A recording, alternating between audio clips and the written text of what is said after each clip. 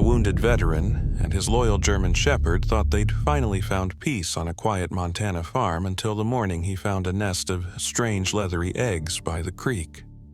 What hatched changed everything. Stay till the end to see what nature taught him about healing. Like, subscribe, and share if you believe every life deserves a place to belong. The sun rose pale and tired over Ash Creek Ranch, a quiet patch of North Florida lowland tucked between pine flatwoods and the winding tannin-dark ribbon of a creek that never seemed to stop whispering. A faint mist hung over the grass, the air smelling of wet cedar and soil. Eli Turner stood by the fence, one gloved hand wrapped around a chipped mug of black coffee, the other resting on the head of his German Shepherd Ranger. The dog's ears flicked toward the creek, but his body stayed pressed against Eli's leg, calm and alert the way only old soldiers stand. It had been almost 7 years since Eli left the army, but the quiet still startled him. He had once dreamed of silence in the desert, but the silence of Ash Creek was different. It wasn't peace, it was emptiness. A kind of quiet that made him aware of every heartbeat, every gust of wind that moved through the valley like a memory that refused to fade. The ranch had been his father's once, back before time and loss hollowed it out. The porch still leaned the same way it did when Eli was a boy, and the fields still smelled of hay and motor oil. His father had died here in his sleep 12 winters ago with no words left to give. His mother had followed 2 years later. There were no children, no brothers, no one left to pass it to just Eli and the land.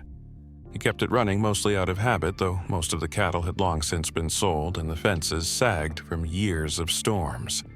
He glanced toward the horizon where the morning light spread thin over the pines. The world was pale, almost too still. Ranger, sensing his gaze, looked up, tail brushing the frost. There was an understanding between them, one built in dust and noise and fear and survival. Ranger had been with him through 2 tours overseas, trained to detect explosives to run toward danger. When the war ended, Eli brought him home against all advice. He's not fit for farm life, they'd said. He's too wired, too sharp. But Ranger had never once misbehaved. The dog just watched, like he was waiting for something only he could sense. Eli took a slow sip of his coffee, feeling the burn of it settle behind his ribs. "We've seen worse mornings, haven't we, boy?" he murmured. Ranger gave a soft whine, tail thumping once. The sound made Eli smile just barely. He wasn't a man who smiled often. He'd learned that in war, how silence could mean safety or danger or both. The sound of a hawk cut through the stillness. Eli looked up, watching its shape glide along the line of the creek wings, wide, effortless. Something about that motion stirred an ache inside him, the kind of ache that wasn't quite sorrow, but close enough to taste. He missed the noise of belonging when every sunrise meant a mission and purpose. Now, every day started the same. Quiet. Predictable. Waiting. He turned to head back toward the barn, boots crunching over the frozen ground. Ranger followed steps in perfect rhythm. They passed the old oak stump near the creek, the one his father used to warn him about working too close to when the floods came. The wood was blackened now, hollowed by years of rain. Eli barely gave it a glance. He had work to do, fences to fix, a feed delivery to pick up in town, but that morning there was something different in the air. It wasn't the wind or the cold. It was a tension like the kind before a firefight when the world holds its breath just a second too long. Ranger stopped suddenly, ears pricking, body tense. Eli frowned. "What is it?" he asked quietly. The dog didn't move. He was staring toward the far end of the creek where fog curled like smoke. Nothing moved, but Eli felt it too. The shift, the stillness that wasn't quite right. He shook his head, forcing a chuckle. "You're jumpy today." But as they walked on, he couldn't shake the unease that crawled beneath his skin. Maybe it was the weather. Maybe it was nothing. Still, a small thought crossed his mind, uninvited and unexplainable. The land felt different. By the time he reached the barn, the sun had broken fully over the ridge, spilling light across the frozen field. Eli set down his mug, pulled off his gloves, and got to work patching a broken gate. Ranger circled once, lay near the doorway, and kept his eyes fixed on the creek below. The day unfolded like any other, quiet, measured, steady, but deep in his chest, Eli felt that something had already shifted. He didn't know it yet, but before the week was over, the quiet he'd built his life around would never be the same again. The morning unfolded quietly, the kind of cold where the air felt thin enough to crack. Eli worked with the familiar rhythm of habit, hands' steady movements deliberate the way a man does to keep the noise in his head at bay. After breakfast, he decided to clear the old trail that ran beside the creek. It had been years since he'd gone that far down the bank. The flood 2 summers ago had left it half buried under mud and weeds. Tall grass and fallen branches tangled along the path like a forgotten scar. Ranger trotted beside him, tail low, sniffing the air with that wary curiosity that only comes from the years of surviving beside a soldier. Eli dug the shovel into the ground, feeling the resistance of frozen roots. He cleared a section of brush, stopped to wipe his brow, and leaned against the handle. Ranger's ears twitched toward the sound of running water, and for a moment Eli let himself listen too. The wind carried a strange quiet, a kind of pause he couldn't name. He took another swing. The shovel hit something with a muffled thud. Not the sharp clink of rock, not the hollow snap of wood, something soft, thick, and oddly resistant. He frowned and knelt down, brushing away layers of wet soil with his gloved hands. The smell of damp earth filled the air. Beneath the roots and leaves, a shape began to emerge, a small mound, circular, built of mud and decayed vegetation, pressed neatly into the ground. He pushed the dirt aside carefully, his fingers tracing the surface until he saw them. A cluster of large pale ovals, smooth but not glossy, covered in a thin leathery shell that seemed to pulse faintly in the cold light. For a moment, he just stared, the world narrowing to the strange sight before him. They weren't rocks. They weren't debris. They looked alive.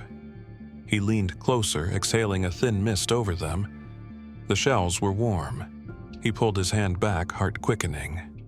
"Well, I'll be," he whispered. Ranger growled softly, the sound deep and uncertain. Eli's first instinct was to cover them back up, to walk away, pretend he hadn't seen them. But the way they were arranged, carefully nestled, half hidden, it didn't look like chance. It looked deliberate. He crouched there, trying to think of any creature that could lay eggs like that. Not birds, they were too big. Not turtles, the shells were too soft. And snakes didn't lay them like this, packed so neatly in a mound. He reached out again, pressing his palm gently against one. It gave slightly, as if something inside shifted. He pulled back sharply, his breath catching. "All right, that's enough," he muttered, standing. Ranger stepped forward, teeth bared just slightly, his body rigid between Eli and the nest. The dog's fur bristled down his spine, his gaze fixed on the mound. Eli crouched and placed a steady hand on his head. "Easy, boy," he said softly. "We're not here to start trouble." He looked back at the strange cluster and felt the unease twist tighter in his chest.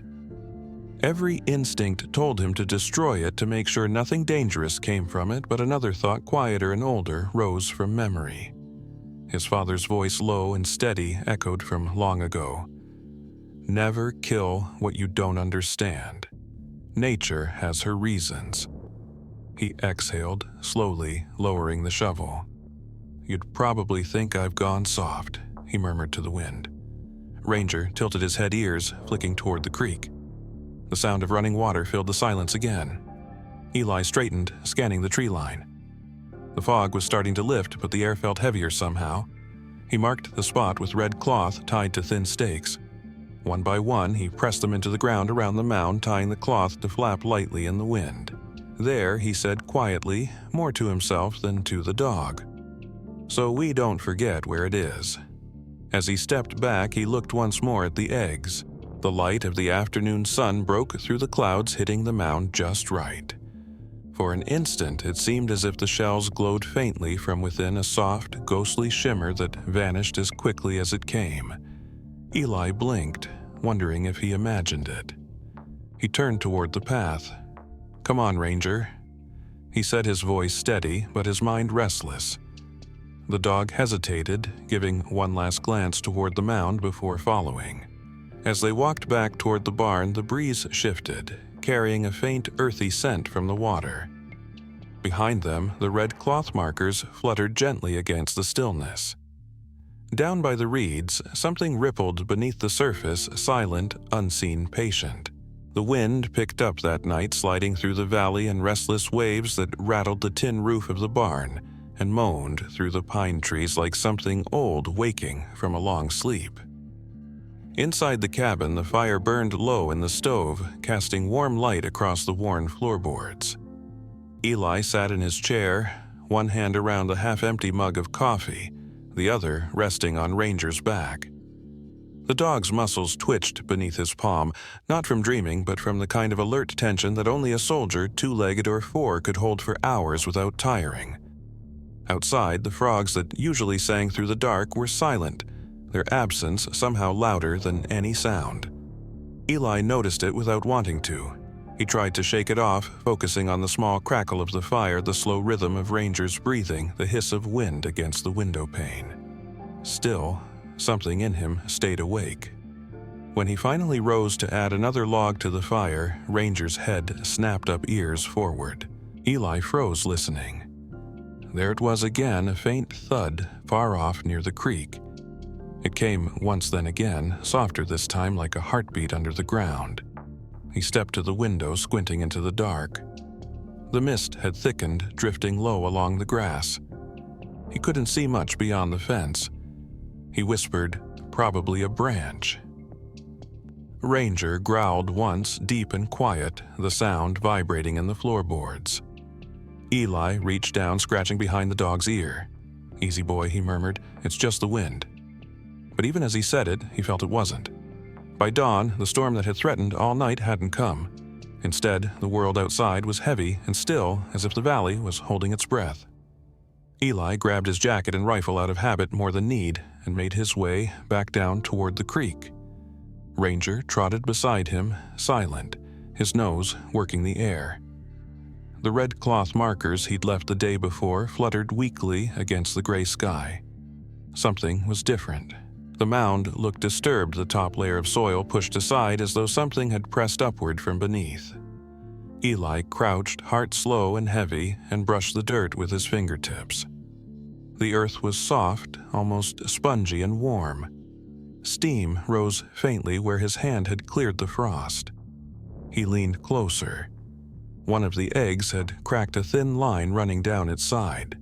The shell trembled slightly, almost imperceptibly. He pulled his hand back, pulse quickening. "No way," he whispered. Ranger stood beside him, hackles raised, nose pointed toward the trees. Eli turned, slowly scanning the ground around them. The mud near the creek bank was pocked with prints long, deep, and round at the edges. Not boots, not deer. Whatever had left them had weight. He followed them with his eyes until they disappeared into the reeds. His chest tightened. The back of his neck prickled with that familiar sense he hadn't felt in years, the one that came in those few seconds before things went wrong. The silence wasn't peace anymore, it was warning. He stood slowly brushing dirt from his knees. "It's nothing," he told himself under his breath. Could be raccoons, maybe beavers. But even as he said the words, he didn't believe them. The prints were too large, too heavy. He felt the air change around him, denser charged, like the moment before thunder. The creek, which had always sounded steady, now seemed quieter, as if listening. He took a step back, one hand dropping unconsciously to rest on Ranger's head. The dog didn't move. His gaze was fixed on the water. Eli waited there for a long moment, eyes on the surface, half expecting it to ripple to break to reveal whatever had come in the night. But nothing happened. The world remained perfectly still. He exhaled, slowly, trying to push the unease away. "We're done for now," he said softly. They walked back toward the cabin, the crunch of boots and paws in the frost, the only sound that broke the stillness. That night, the wind died down, but sleep didn't come. Eli sat in bed, staring at the ceiling, listening to the slow tick of the clock on the wall. Every creak of the cabin sounded louder than it should have. When he finally drifted toward sleep, he dreamt of water moving beneath the soil and woke before dawn, heart racing. Ranger was standing by the window, head low, staring out toward the dark line of the creek. His reflection in the glass looked almost human in the half-light, tense, unblinking ready. Eli swung his legs over the bed and rubbed his face. "You still thinking about it, huh?" he whispered. The dog didn't move, his ears stayed forward, body rigid. Outside, the world was a shape of shadows, the horizon not yet drawn. Eli stood beside him, peering into the darkness. Somewhere, beyond the fence, the creek whispered its endless tune. But beneath it, just barely, he thought he heard something else. A faint rustle, a soft scrape against the earth. He swallowed hard, his fingers brushing the cold window pane. "All right," he muttered, though the word came out more like a breath than a decision. "We'll check again tomorrow." Ranger didn't look away. The first light of morning began to touch the hills, but the valley below still lay wrapped in gray. The air was too still, too thick, and Eli could feel it in his bones. Whatever had started down there by the creek, it wasn't finished. Not yet. The storm came without warning, sweeping through the valley with a roar. One moment the air was still and heavy, and the next the wind howled through the pines, bending their tops until they creaked like old timbers under strain. Eli had been reading in the cabin, the lamp flickering, when the first drops hit the windows, slow at first, then fierce, rattling the glass like hail. Thunder rolled across the hills, deep and rolling, the kind of sound that made a man feel small again, the way he had once felt crouched in foreign dirt beneath a sky full of noise. He rose from the chair, checking the windows, making sure the shutters were secure. "It'll pass," he murmured, mostly to himself. But before the words could settle, Ranger, who had been lying quietly near the door, bolted upright. The dog's ears snapped forward, his body rigid. A single bark, sharp commanding, split the room, and before Eli could react, Ranger lunged for the door. "Ranger!" Eli shouted, fumbling for the latch. The wind tore it open the second he pulled it. Rain lashed against him, cold and relentless, soaking through his shirt in seconds. He could barely see more than a few yards ahead, the darkness alive with movement. "Ranger," he called again, voice nearly swallowed by the storm. There was no answer, only the crash of thunder that seemed to shake the earth itself.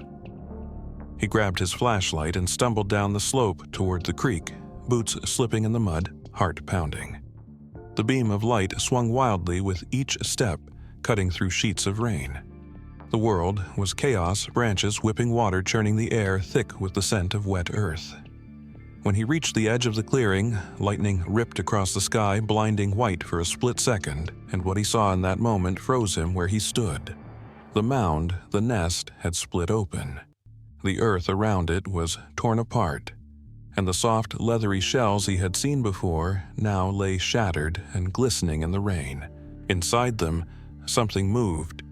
He blinked against the downpour. Tiny shapes pushed free of the mud, their small bodies slick and dark, wriggling toward the water. They weren't snakes, they weren't turtles. Their backs bore rows of raised ridges, their eyes sharp, even in the stormlight. Alligators, young ones, no bigger than his hands, yet unmistakable. He stared in disbelief. "That's not possible," he breathed. They weren't supposed to be here, not this far north, not in this cold. But they were.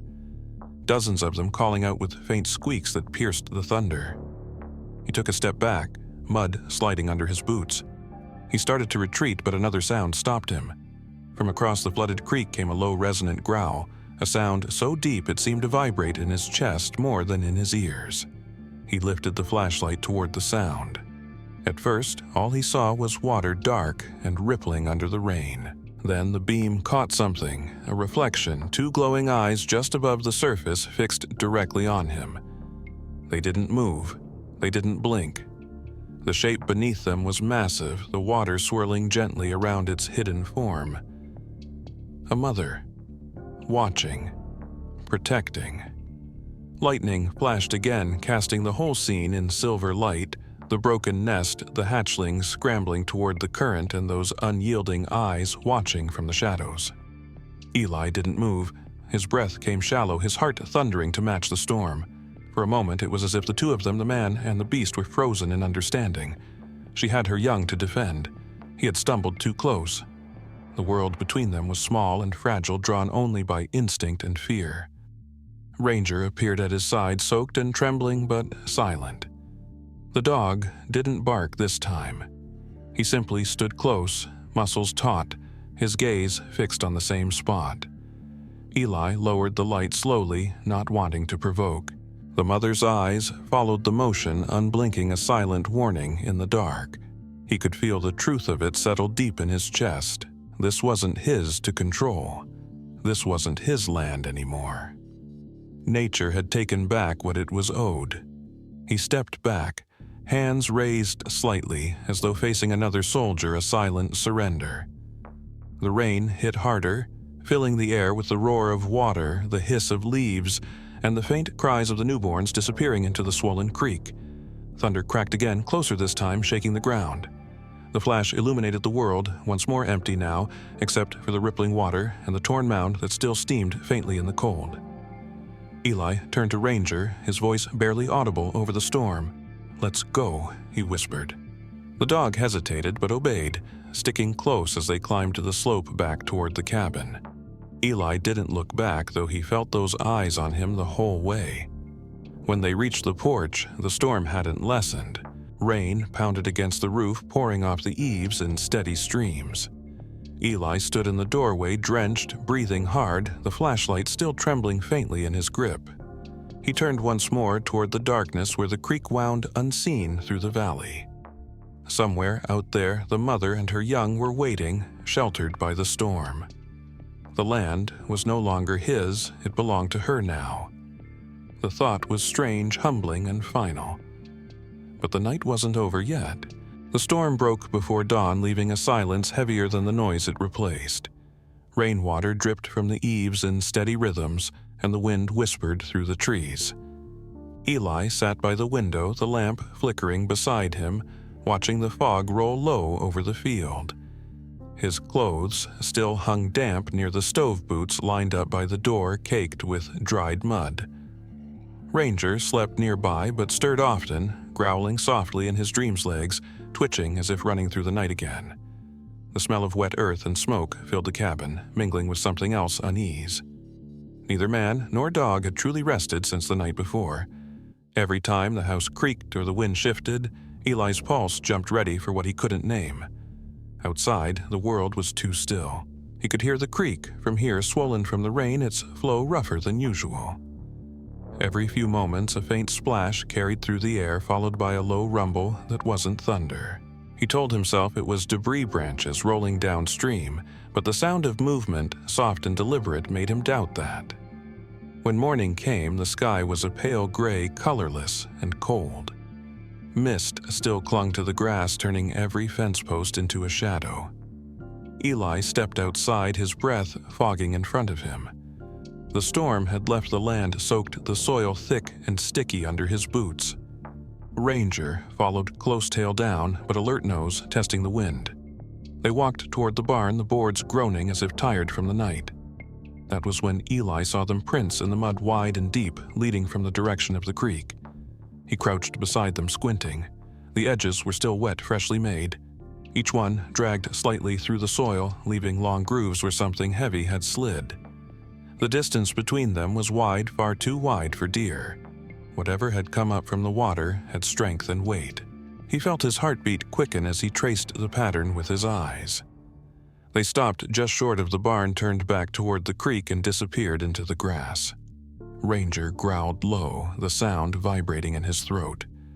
His fur bristled down his back, his body tense, ready.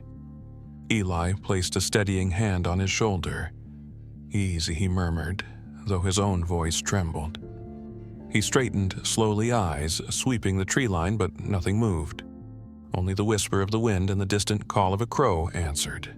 The emptiness of the land made everything feel closer, as if something unseen was watching from beyond the mist. He turned back toward the house, mind racing. The logical part of him said it was an animal, a stray gator, maybe displaced by the flood, but this far north, he shook his head. It didn't make sense. Still, the evidence was right there, pressed into the earth. He couldn't ignore it.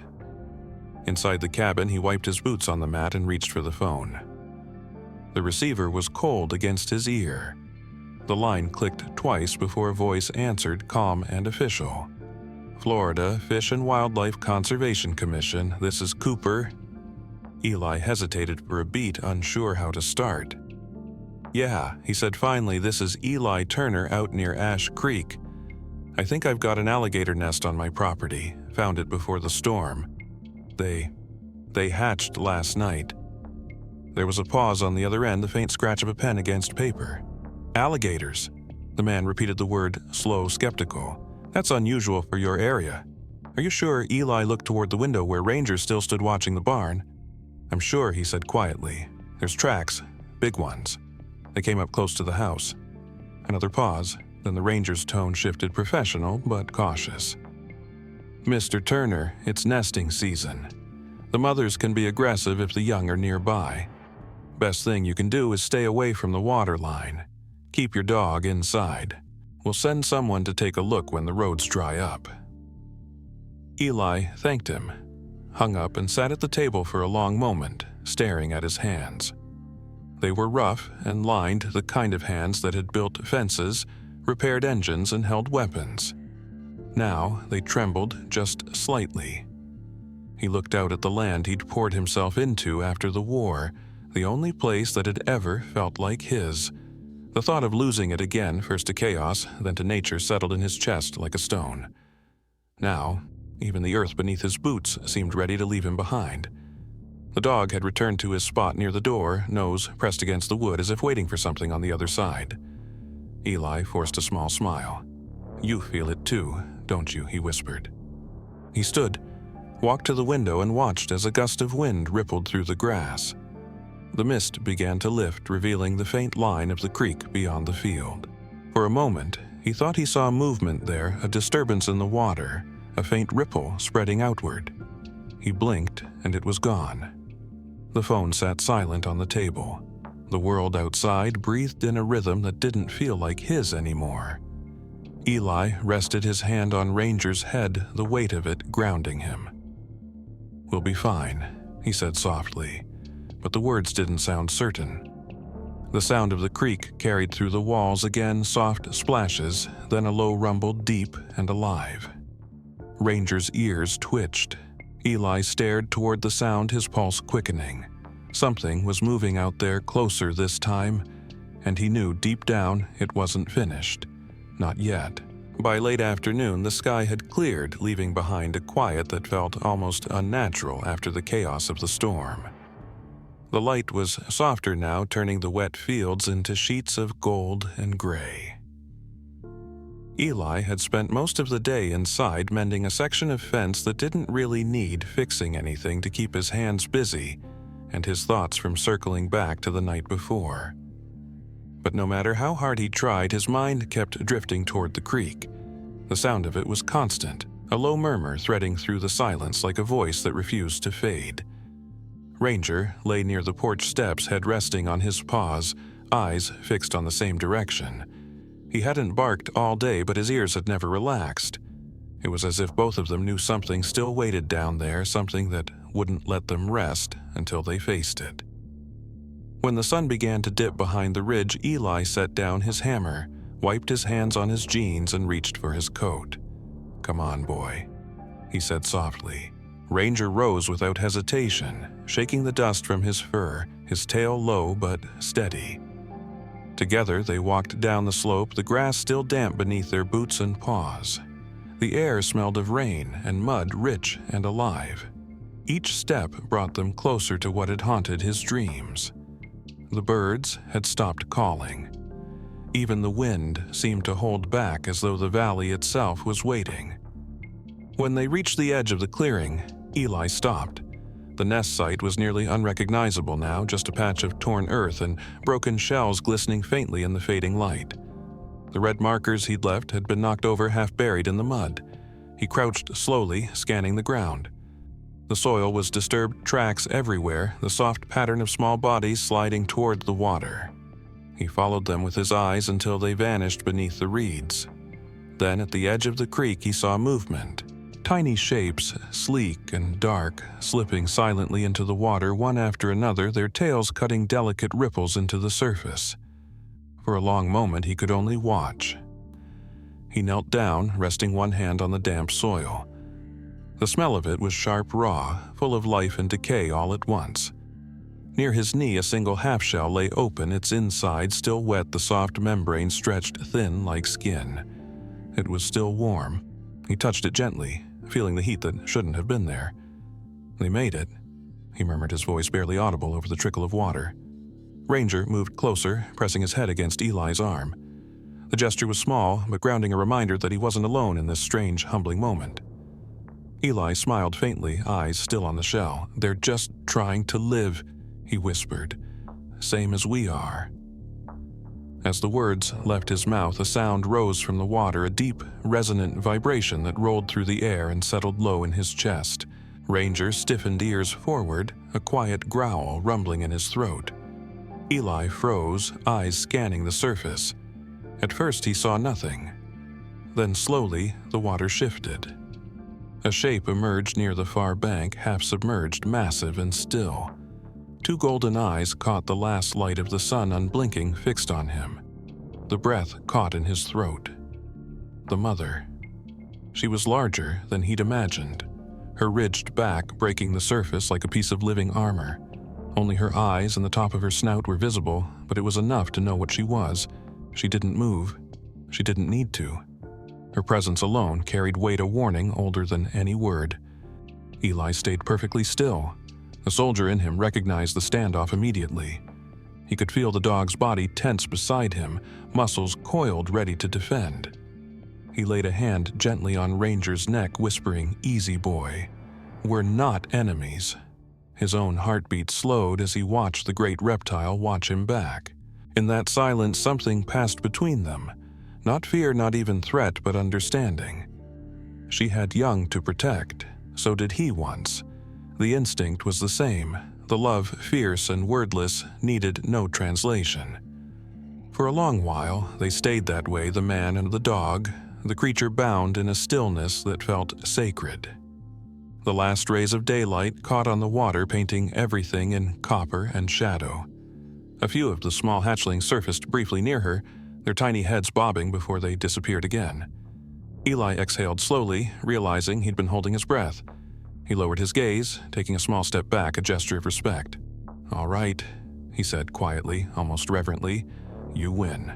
He nodded, once a soldier's nod, the kind given to another who has earned the right to stand their ground. The mother blinked once, slow and deliberate. Then she sank deeper, her eyes vanishing beneath the rippling surface. The sound of the creek returned soft and steady, as though nothing had happened. Ranger relaxed his tail, dropping back into place. Eli stayed there a moment longer, the weight of what he'd seen settling over him like the cool evening air. The world had drawn its line, and he finally understood where he stood in it. He turned toward the path, Ranger following close. The sky above had deepened to a dull violet, the first stars faintly visible beyond the ridge. As they climbed the slope, Eli looked back once. The water reflected the sky in patches of gold and gray, calm and endless. Somewhere beneath that surface, life went on wild, free, and untouched by the rules of men. The next morning came gray and heavy, the kind of light that made everything look washed out and tired. Eli was already awake when the sound of tires crunched on the gravel road. He stepped onto the porch, coffee steaming in his hand, as a white Florida Fish and Wildlife Conservation Commission truck pulled into the yard. The green state seal on the door gleamed faintly in the pale sun. Two officers climbed out, both dressed in rain-stained uniforms and mud-smeared boots, the look of men who had seen more of nature's strange habits than they could count. The older one introduced himself as Cooper, his partner, a quiet younger man named Hale. Eli shook their hands firmly, the gesture steady, even though his chest felt tight. "Appreciate you coming," he said. Cooper nodded. "We got your call, Mr. Turner. You said it was a nest, maybe more than one." Eli glanced toward the tree line. "Yeah, down by the creek. Saw them hatch 2 nights ago. And their mother." The older officer's eyebrows lifted slightly, though his tone stayed calm. "Let's have a look." Ranger followed close as they made their way down the slope. The officers moved with the kind of practiced quiet that comes from years of working in uncertain terrain. The ground was still soft from the storm, each step sinking slightly into the mud. When they reached the clearing, Cooper crouched beside what was left of the mound. He touched the broken shells with the tip of his glove, studying them closely. The younger officer took photos measuring the distance between nests and the depth of each hollow. They worked without unnecessary talk, their movements precise. He could feel the air shift again, that same pressure he'd felt the night of the storm, like the land was holding something beneath its skin. Ranger stayed by his leg-tail, low eyes sweeping the water. After a few minutes, Cooper stood brushing dirt from his knees. "You were right," he said. "These are alligator nests, and not just one." He pointed toward the opposite bank where faint mounds marked the edge of the reeds. "There are at least 3 females that came upriver, maybe more. Floods can push them upriver. They look for higher ground to nest." Eli exhaled slowly, rubbing the back of his neck. "So they'll leave once the hatchlings are gone." Cooper shook his head. "Not right away. The mothers stay close until the young are old enough to fend for themselves. Could be weeks." His gaze drifted toward the water. "They'll be protective, best to keep your distance, shut down any work near the creek. Keep your dog close." Eli nodded, though the words sat heavy in his chest. "This land runs right up to the waterline," he said quietly. "Always has." Cooper's expression softened just slightly. "I know that's hard, but for now you need to stay clear. We'll notify the State Department, maybe send a relocation team when the time's right. In the meantime, the safest thing you can do is let nature finish what it started." He offered a small professional smile that didn't quite reach his eyes. "They won't bother you if you don't bother them." The officers moved along the edge of the water, placing small orange flags and yellow tape around the nests, marking the area like a quiet border between 2 worlds. The sound of their radios crackled softly as they recorded notes, their voices low and practical. When they finished, Cooper walked back toward Eli. "We'll file the report today. Someone will check in next week." He paused, studying the man before him. "You did the right thing calling us Mr. Turner. Most folks wouldn't have." Eli shrugged, eyes on the ground. "Didn't feel like I had much choice." Cooper nodded once, then motioned to his partner. The truck's engine started a minute later, fading into the distance until only the hum of insects and the soft rustle of grass remained.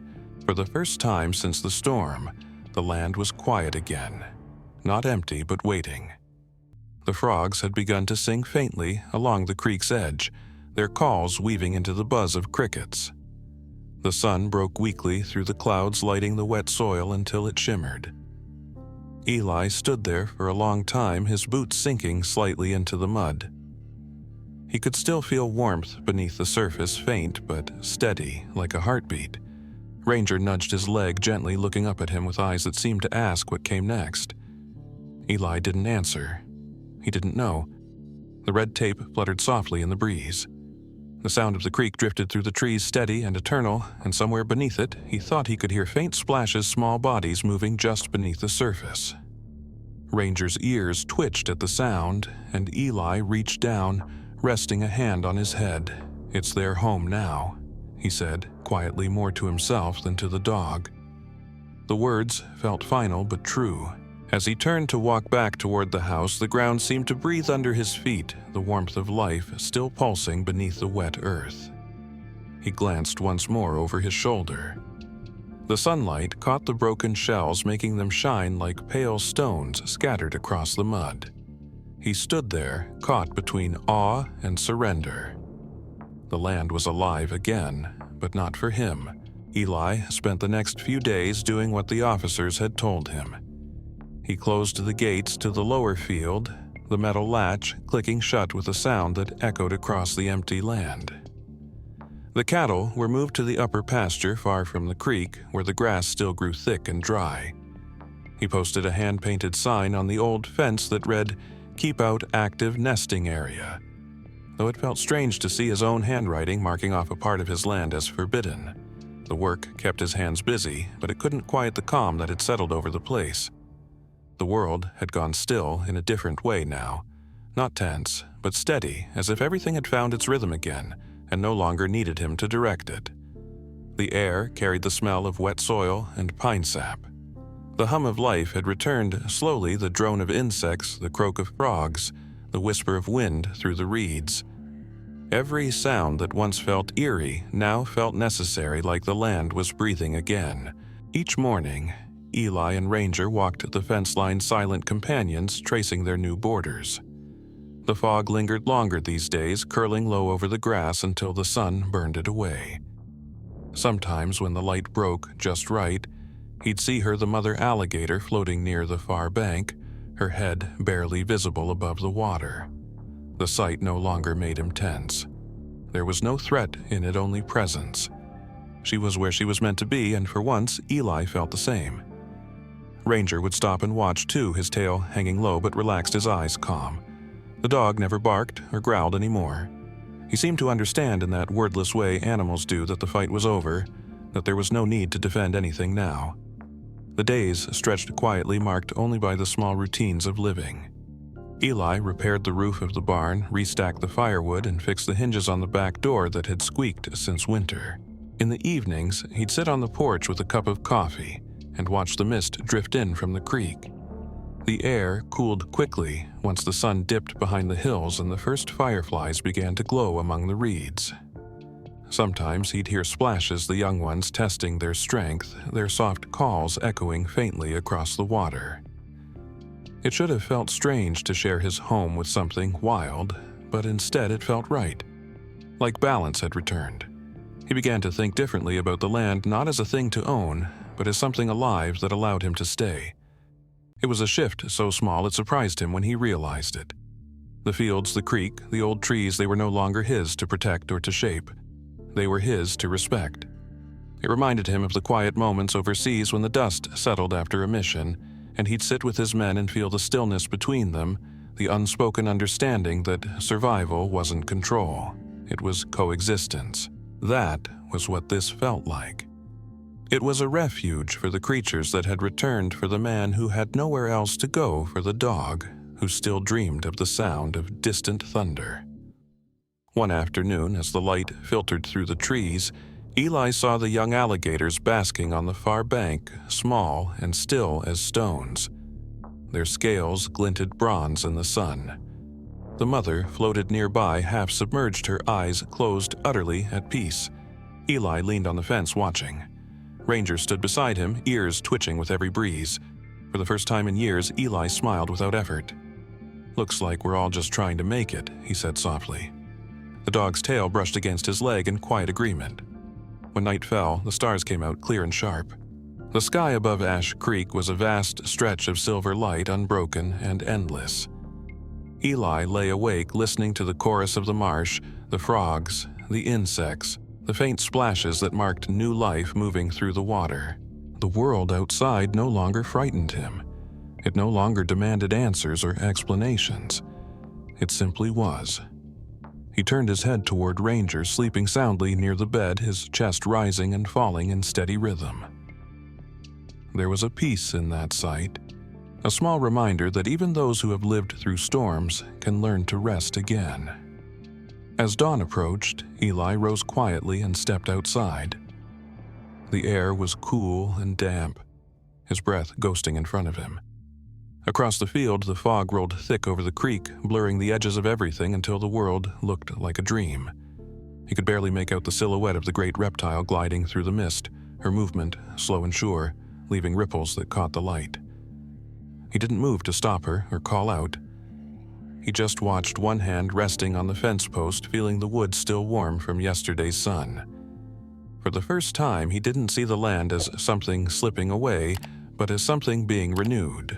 Ranger joined him, pressing close, silent as always. Together, they stood, two survivors on ground that no longer belonged to either of them, watching as nature reclaimed its rhythm. The morning birds began to sing, their voices clear and soft over the hum of the waking earth.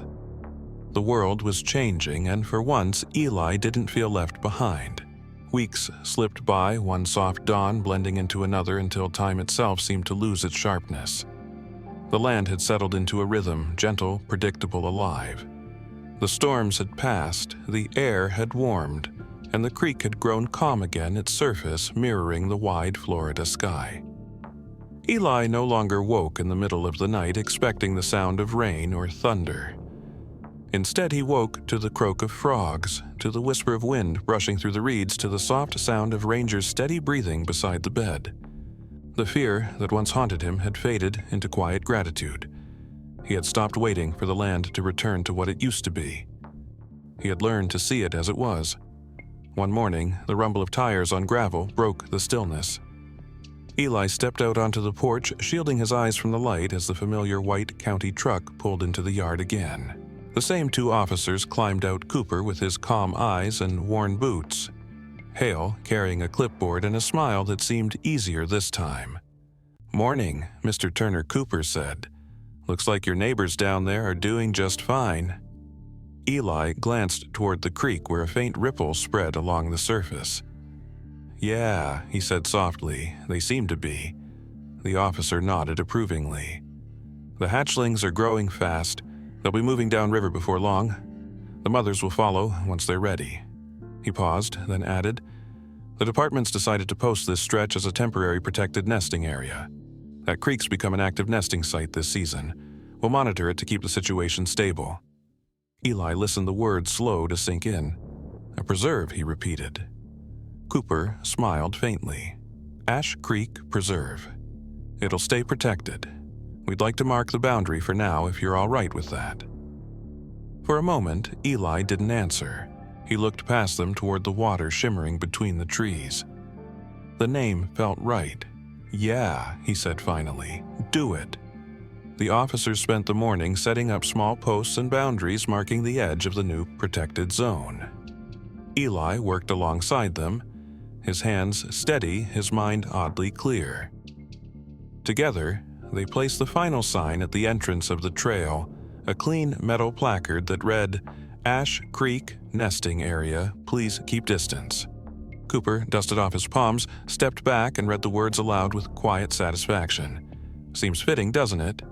Eli nodded. "It does." When the paperwork was done, the men lingered for a while, drinking the coffee Eli offered, talking about small things: the weather, the fishing season, the road conditions after the rain. It felt normal again. Before leaving, Cooper looked at him and said, "You've done something good here, Mr. Turner. Most folks would have fought it. You let it be." Eli smiled faintly. "Didn't feel like I had much choice. Guess the land knew what it needed." Cooper tipped his hat. That's usually the way of it. After the truck disappeared down the road, Eli sat on the porch beside Ranger. The dog rested his head on Eli's boot eyes, half closed the picture of peace. The sun hung low in the sky, painting the world in amber light. From where they sat, he could see the gentle curve of the creek, the reeds swaying, the faint glimmer of scales catching sunlight near the water's edge. It was all still there, the wildness, the life, but it no longer carried the weight of fear. It moved differently now, in rhythm with him. He leaned back, hands resting on his knees. The wind brushed through the trees, carrying the soft hum of insects and the quiet call of birds. The air smelled of grass and damp wood, rich and sweet. He could no longer tell where his land ended and the preserve began. The boundaries had blurred inside him. What had once been his burden had become his solace. The stillness no longer reminded him of loss. It felt like peace. Ranger shifted beside him, letting out a contented sigh. Eli reached down and scratched behind his ear. "We did all right, didn't we, boy?" The dog's tail thumped lazily against the porch. Across the field, the sound of the creek carried through the warm air, soft, steady, familiar. Eli listened, eyes half closed, letting it fill the space around him. What once sounded like warning now sounded like heartbeat. He smiled faintly, feeling the quiet settle deep into his bones. The sun dipped lower, turning the sky a soft wash of pink and gold.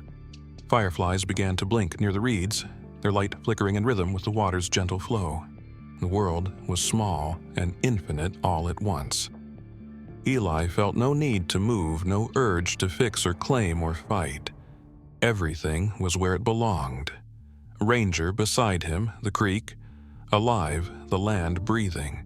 For the first time since the war, he wasn't waiting for something to happen. He was simply here. Evening descended over Ash Creek with the quiet grace of something sacred. The last of the light spilled across the horizon, bleeding gold and crimson into the slow-moving clouds.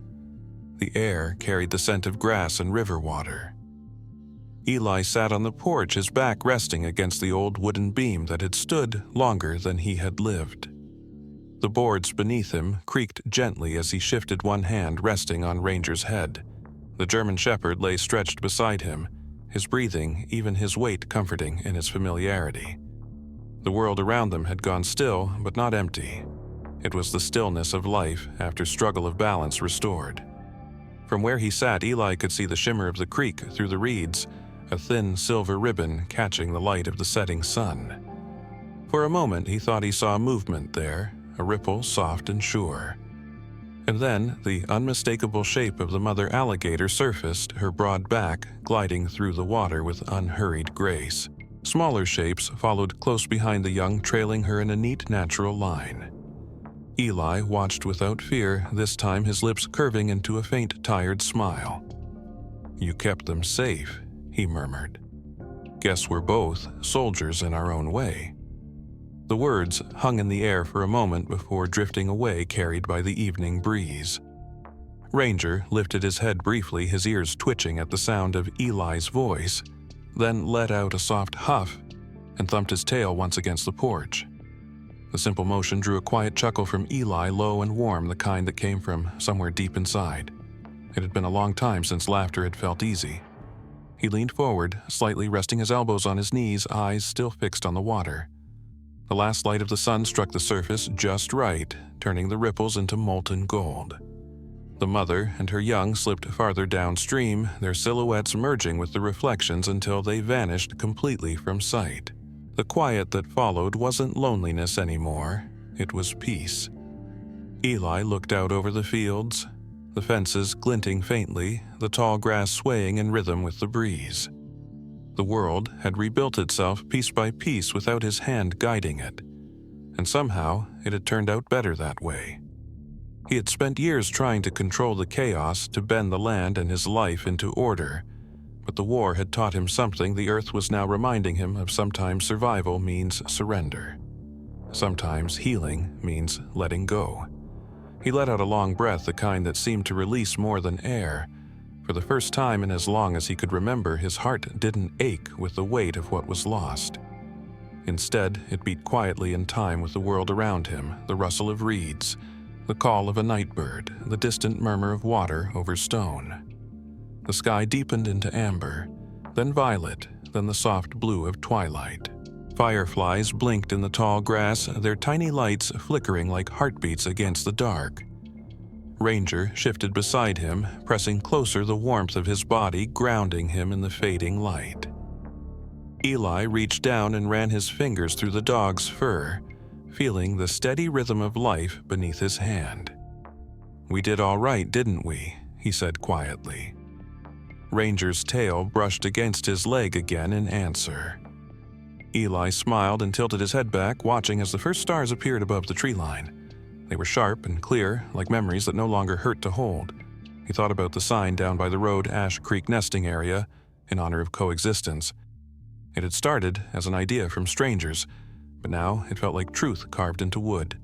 This land no longer belonged to him alone, and that no longer felt like loss. It felt like legacy. A piece of the world returned to balance, small but meaningful. Somewhere his father's voice echoed faintly in memory.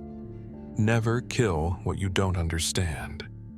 The words that once sounded like warning now felt like blessing. He smiled again, softer this time. The boy who once feared the quiet had learned to listen to it.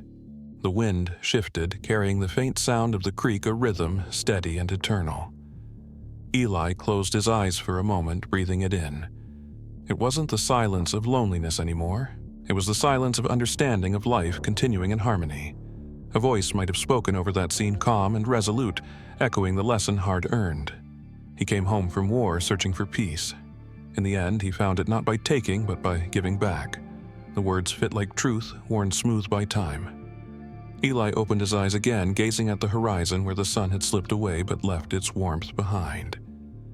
The world didn't need his control. It only needed his care. He reached for his mug, now cold, and lifted it slightly in a silent toast to the creek, to the wild, to the quiet. "To you," he said under his breath, not sure if he was speaking to the mother alligator, to the land, or to himself. Maybe all of them. Ranger stirred beside him and rested his head once more on Eli's lap. The old soldier let out a slow sigh, the kind that carried both weariness and contentment. The world hummed softly around them, a lullaby of wind and water and life. The stars brightened, the fireflies shimmered, and the camera, if there were one, would fade to black, on that image a man, a dog, and the wild, breathing together under the vast, forgiving sky. If this story touched your heart, don't forget to like, subscribe, and share it with someone who still believes in the quiet strength of kindness. What part of Eli and Ranger's story moved you the most? The storm, the moment of surrender, or that final evening of peace by the creek? And tell us in the comments, where in the world are you watching from tonight? We love hearing your stories too.